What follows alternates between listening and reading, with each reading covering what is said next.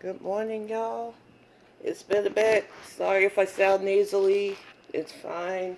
The worst has passed, and I got stuff to talk about. So we're going to exercise, and we're going to get to it. Make sure.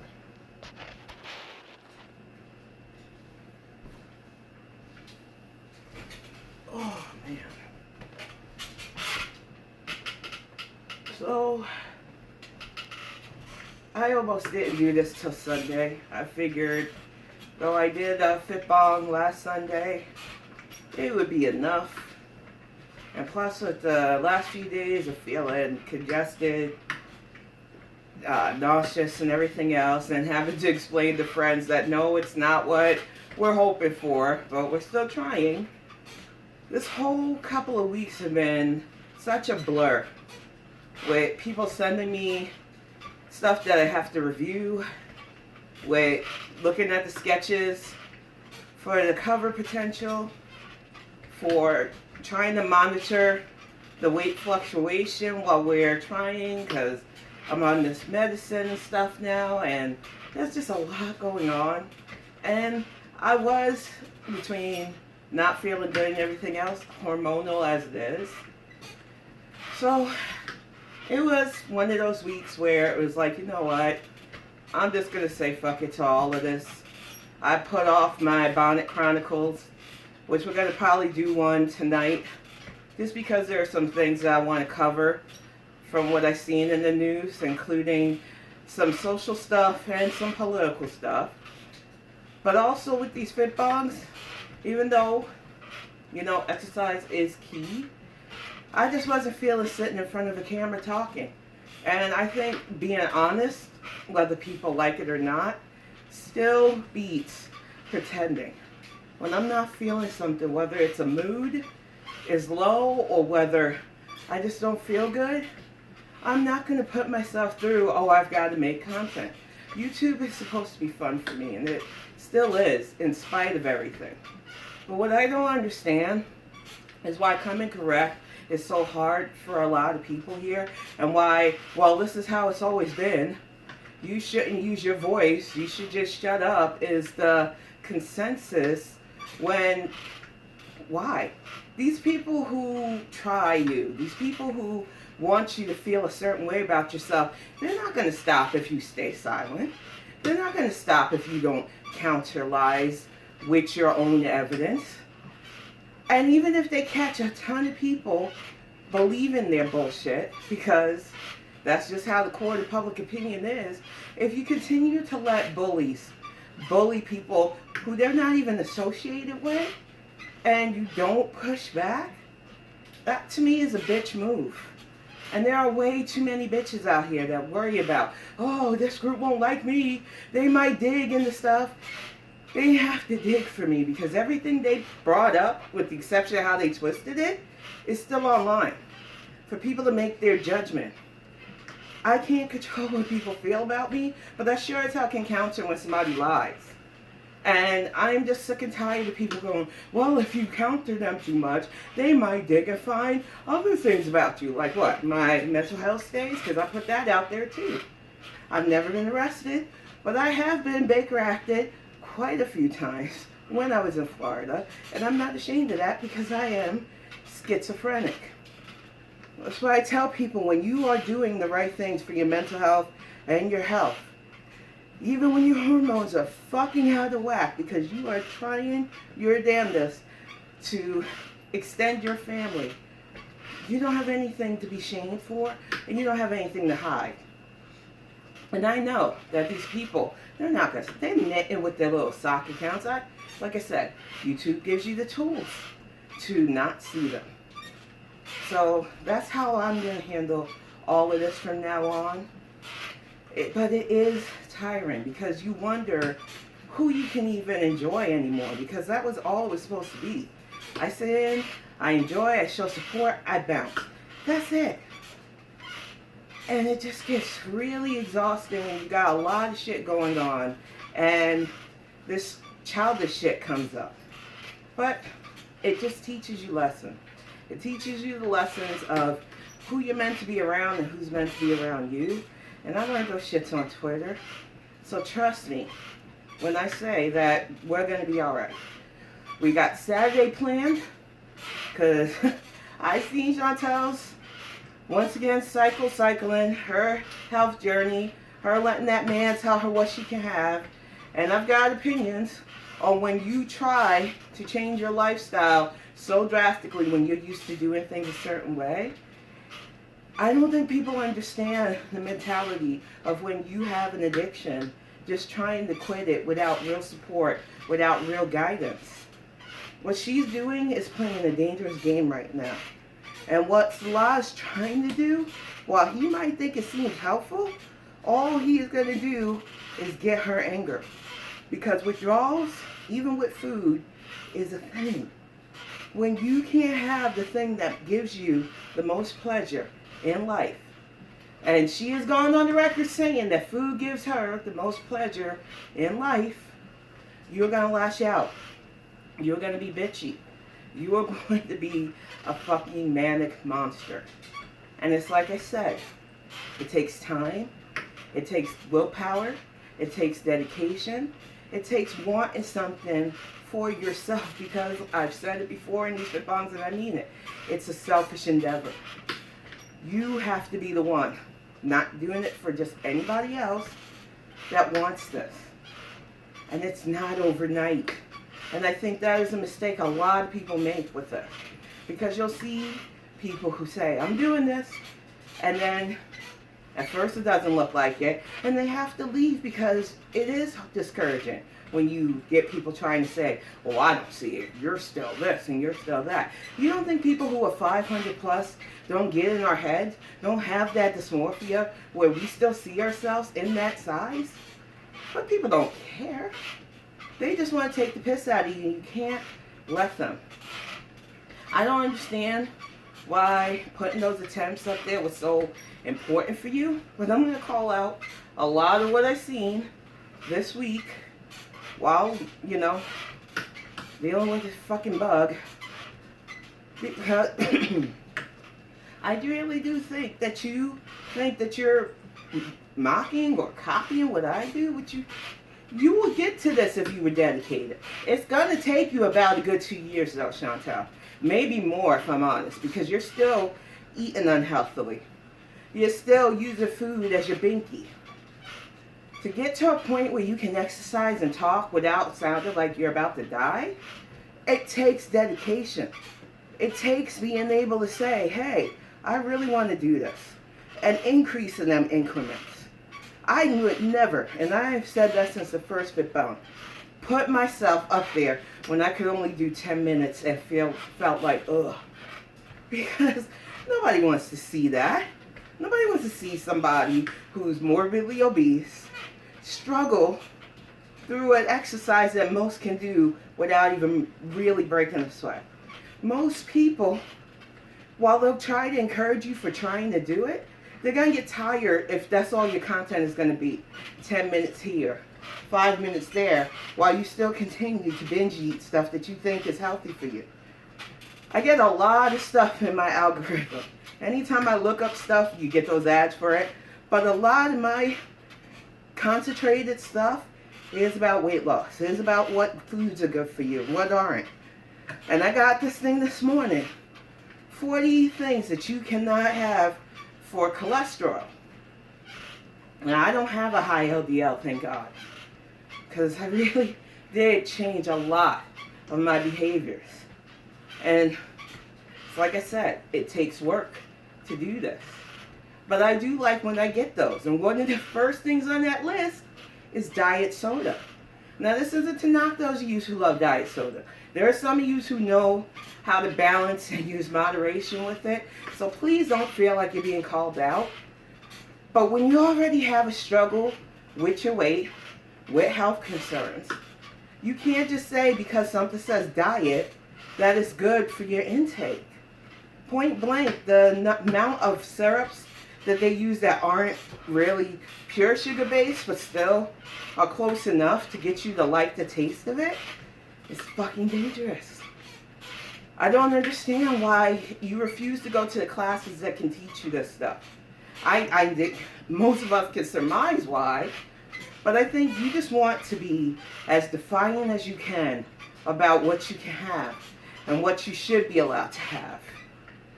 And I think the problem with doing shit like that is the fact that you are in a bad way with your diabetes, you are in a bad way with your breathing, you are in a bad way with any kind of actual movement.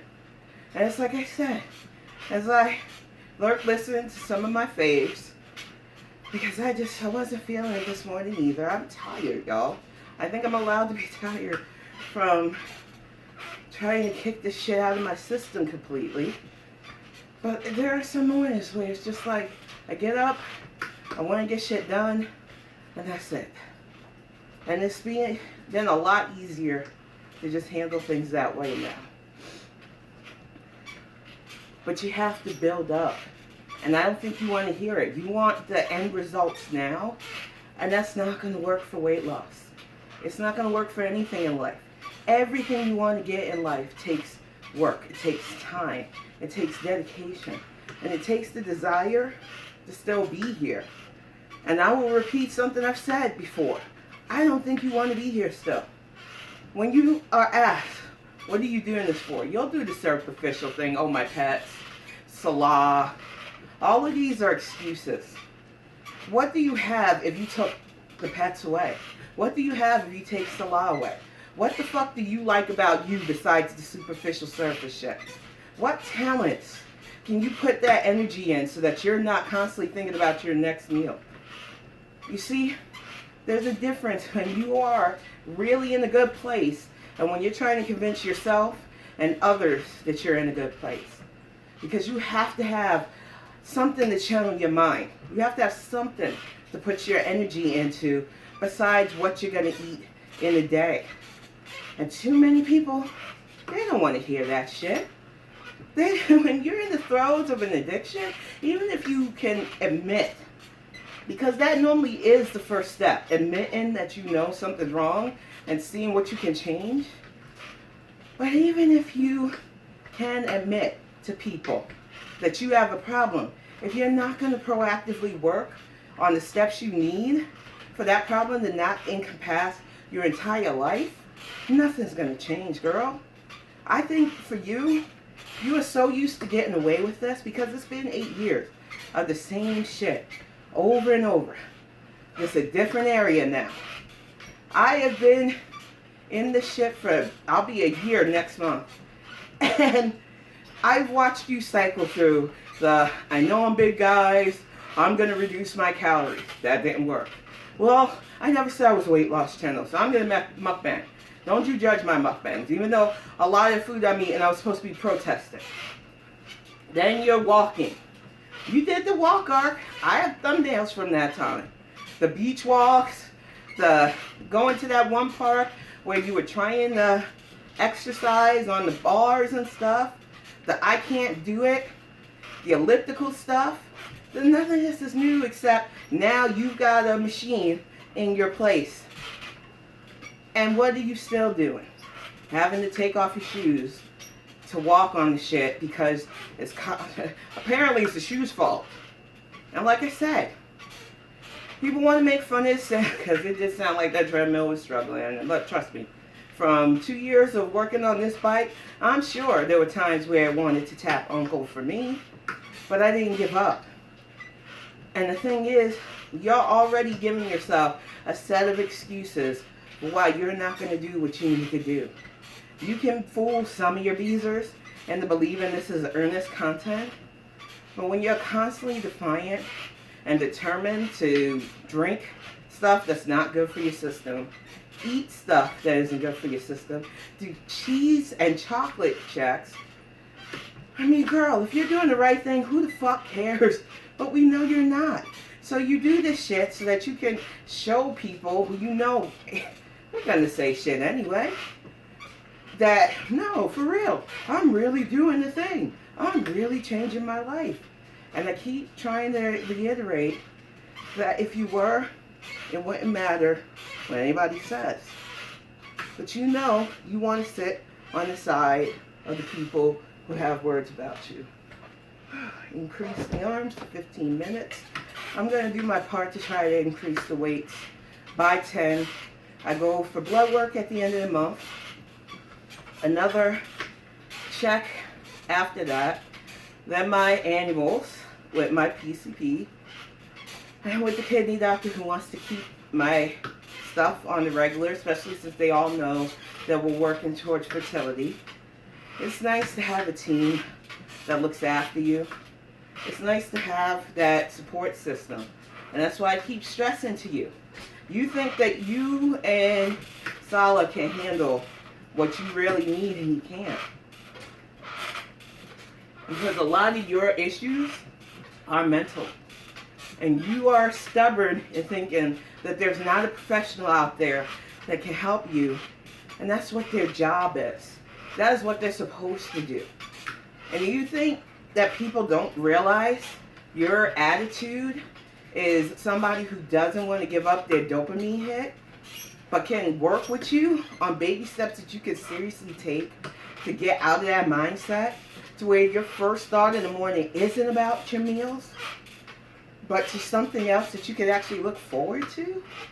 Like I said, I think what makes me the most mad about watching your stuff is that you are the one that knows that you need to change, but you refuse because this works for you.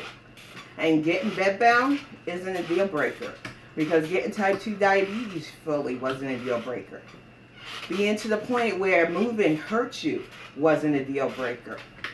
Just being a person who would rather shovel way too much food in your face for bare minimum effort in moving. And when you aren't ready to take the steps, it don't matter if you're getting critiqued or praised, you're not going to do the thing. Because everybody out there is going to have an opinion on what you can and should do.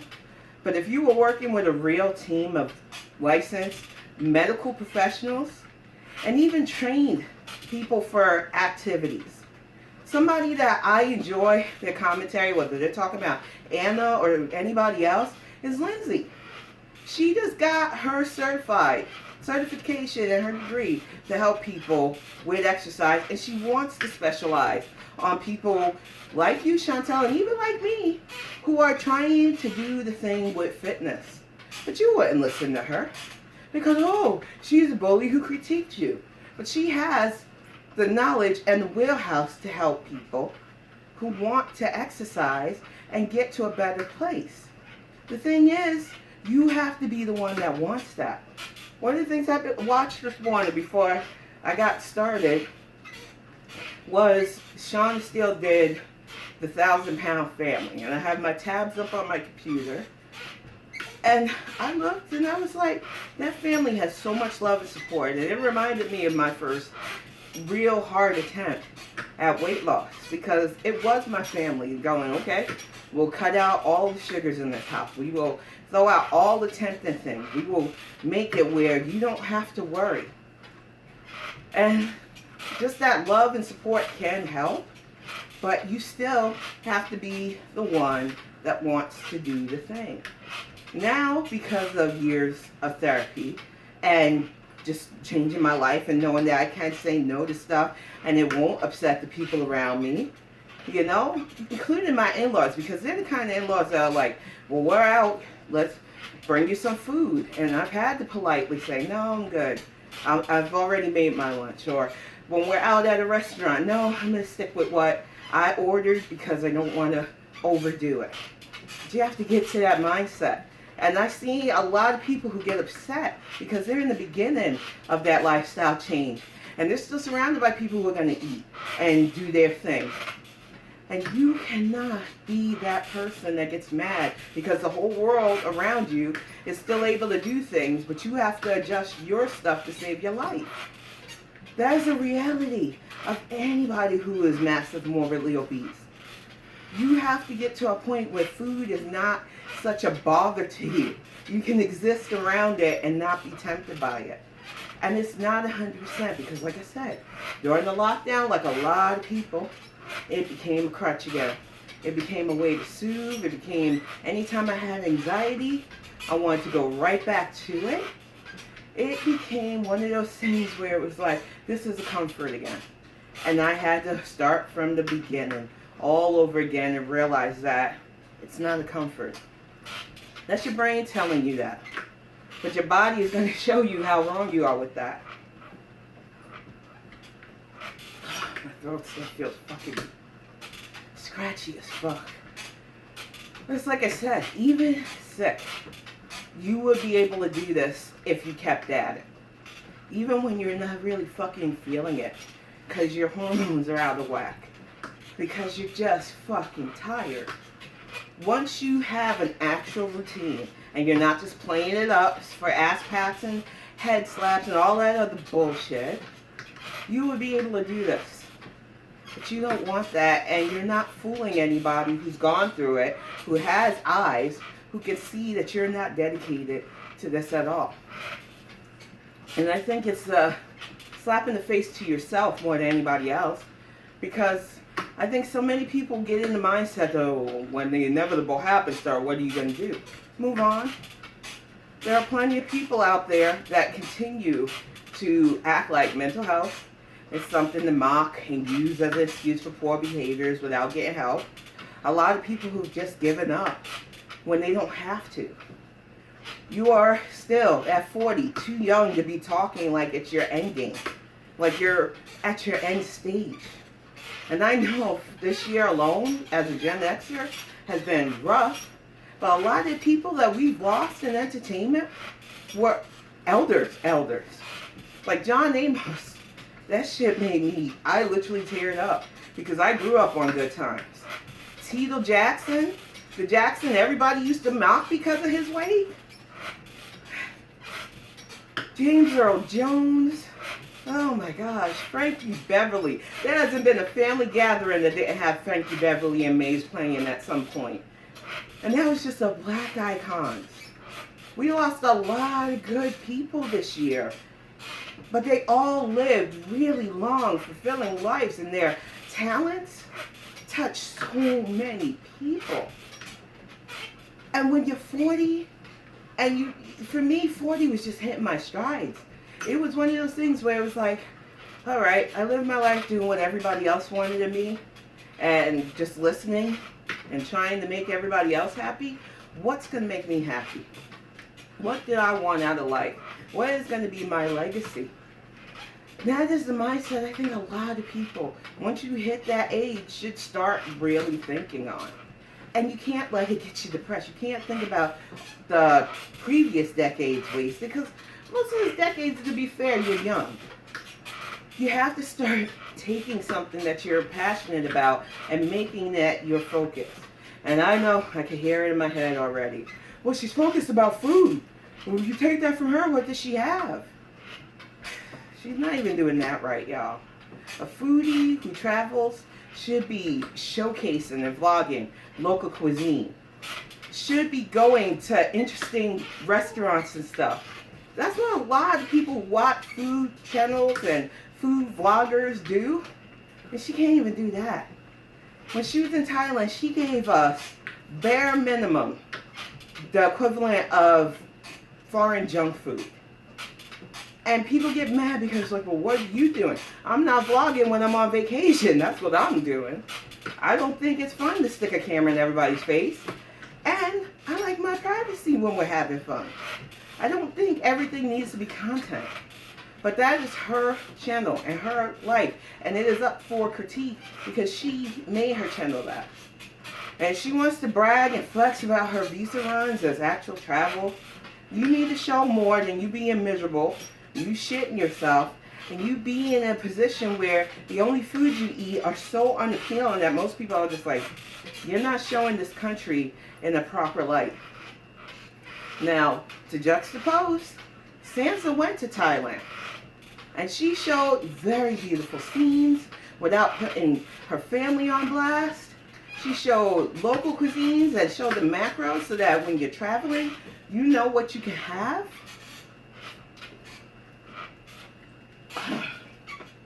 I would much prefer to watch a channel that did something like that than the fucking mess that was your last visa run. And that is just my honest opinion on that. I think you really, in your mind, see everything you do in life through a filter. You see everything you do as, well, I never did this before because I come from a small town, so it's going to look fascinating to somebody. And granted, you probably have users that live vicariously through you because they couldn't even do what you do. But if you're going to be honest and place your content up against actual travel vloggers, that's where you're going to get the best. That's why I said you need something else besides food right now. Because you can't even food vlog without it looking like a whole ass mess. And that is because your addiction gets in the way of your ideals. Your addiction gets in the way of your planning. It gets in the way of you doing things in spite of the food. You tried to go to the mall to get plus size clothes. And I still maintain as somebody who 4X swims on me now, 3X is very loose, who I was in near tears when I got into that extra large because for a while I couldn't do it. For a while I would look at clothes that size and like, nope, not for me. And granted, because of skin rolls, because my arms and thighs and legs are still big, there are days I look and I'm like, I'm better off just sticking to what I have, big girl clothes. But I am determined. I have a coat in my front closet that I bought 2 years ago. Today I'm able to get into that coat, button it all the way up, tie the little cinch waist. It's going to be just, it's going to be emotional for me because I really love it. It's like one of them old hunter's jacket type cloak deals. It's nice and warm. But when I first tried it on, I could barely get it up my arms. And now I know I can get into it, but I can't button it yet. But I'm getting there. That was the personal goals that I set with clothes. Just because there are things you can do and focus on. And you blithely said in one of your streams, I think it was, I don't know. You've been really busy this week, Heffa, that you got smaller clothes that you plan to get in. I hope so. But I don't believe you. Because a lot of your clothes are in the 4, 5, probably 6X now style. And that's why no matter what you do, getting on a scale wise or going to the science center, most of us who have been there know those sizes well. We know how big we were for those sizes to even be snug. So you can get as mad as you want about people saying this, but when you have that wheelhouse to know that 5X was snug on me in the 500s. 5X was really getting to a point where it was like, I don't want to go above this. 4X was snug on me in between the 4s and the 3s. 2X too. Now I can comfortably wear a 2X and it's feeling looser. 3X swims on me. 4X swims on me. I'm not even going to try to wear 5X now because it'll look ridiculous. I already look because the way my fat contoured, like I'm wearing my dad's clothes when I wear anything that big anymore, and I'm not trying to look like that. I think when you put the effort and energy into something you really want, you get it, but you don't really want to change your lifestyle. And you might fool a few people, maybe some new people who haven't seen your full cycle yet. But you're doing it so fast, it's not going to take even a new person long to pick up what you're putting down. But when you really want to change, you're not going to do it for people to watch. You're going to do it for you. Whether you get a view or not, whether their views drop off or not, which they're already doing, girl. So you might as well just take advantage of this lull and get what you got to get for your life or don't. Either way, you're entertainment for us. Whether it's a messy bit or you being serious. You aren't hurting anybody but yourself by being defiant. You're not fooling anybody with this lifestyle change because you put up what's going to be a big-ass paperweight in your house after a while. Or maybe you'll hang clothes on it, or maybe the cat will play on it. The thing is, when you're serious about doing what you need to do, it'll show. But also, when you're faking that front, that shows too. People like to mock those of us doing the thing, but when you know where you've been, Nothing anybody says about you matters that deeply. But that's it, y'all. 30 minutes on the bike. I am going to go drink some warm tea, kick the rest of this congestion out so that I can talk shit tonight with my friends about the politics and news stories that I pulled. Other than that, I hope you have a good weekend. I'll see some of you on Saturday for the Saturday Bonnet Live. Because, like I said, there's enough clip stuff for me to go over. There's a lot of stuff I want to feature. And I really hope that you have a good weekend.